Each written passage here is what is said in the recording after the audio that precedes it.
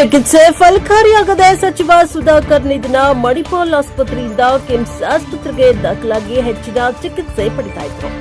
ಸಚಿವ ಡಿ ಸುಧಾಕರ್ ಅವರು ಚಿಕಿತ್ಸೆ ಫಲಕಾರಿಯಾಗದೆ ಬೆಳಗಿನ ಜಾವ 3:15 ಸುಮಾರಿಗೆ ಕೊನೆಯುಸಿರೆಳೆದಿದ್ದಾರೆ. ಎಸ್ಆರ್ ರಾಜ್ಯದ ಯೋಜನೆ ಮತ್ತು ಸಾಂಖ್ಯಿಕ ಇಲಾಖೆಯ ಸಚಿವ ಡಿ ಸುಧಾಕರ್ ಅವರು ಇಂದು ಭಾನುವಾರ ನಸುಕಿನ ಜಾವ ನಿಧನರಾಗಿದ್ದಾರೆ. ಕಳೆದ ಕೆಲ ದಿನಗಳಿಂದ ಅನಾರೋಗ್ಯದಿಂದ ಬಳಲ್ತಾ ಇದ್ದ ಸಚಿವ ಡಿ ಸುಧಾಕರ್ ಅವರು ಬೆಂಗಳೂರಿನ ಕಿಮ್ಸ್ ಆಸ್ಪತ್ರೆಯಲ್ಲಿ ಚಿಕಿತ್ಸೆ ಪಡೆತಾ ಇದ್ರು. ಆದರೆ ಚಿಕಿತ್ಸೆ ಫಲಕಾರಿಯಾಗದೆ ನಿಧನರಾಗಿದ್ದಾರೆ. ಅವರಿಗೆ 66 ವರ್ಷ ವಯಸ್ಸಾಗಿತ್ತು. ಮಣಿಪಾಲ ಆಸ್ಪತ್ರೆಯಿಂದ ಕಿಮ್ಸ್ ಆಸ್ಪತ್ರೆಗೆ ದಾಖಲಾಗಿ ಹೆಚ್ಚಿನ ಚಿಕಿತ್ಸೆ ಪಡೆತಾ ಇದ್ದ ಸಚಿವ ಡಿ ಸುಧಾಕರ್ ಅವರು ಚಿಕಿತ್ಸೆ ಫಲಕಾರಿಯಾಗದೆ ಬೆಳಗಿನ ಜಾವ 3:15 ಸುಮಾರಿಗೆ ಕೊನೆಯುಸಿರೆಳೆದಿದ್ದಾರೆ. ಡಿ ಸುಧಾಕರ್ ಅವರು ಹಿರಿಯೂರು ಕ್ಷೇತ್ರದ ಶಾಸಕರಾಗಿದ್ದು ಜಿಲ್ಲಾ ಉಸ್ತುವಾರಿ ಸಚಿವರು ಕೂಡ ಆಗಿದ್ದರು. ಮೊಣಕಾಲು ಶಸ್ತ್ರಚಿಕಿತ್ಸೆ ಸಂಬಂಧ ಸಚಿವ ಸುಧಾಕರ್ ಅವರು ಬೆಂಗಳೂರಿನ ಮಣಿಪಾಲ್ ಆಸ್ಪತ್ರೆಗೆ ದಾಖಲಾಗಿದ್ದರು.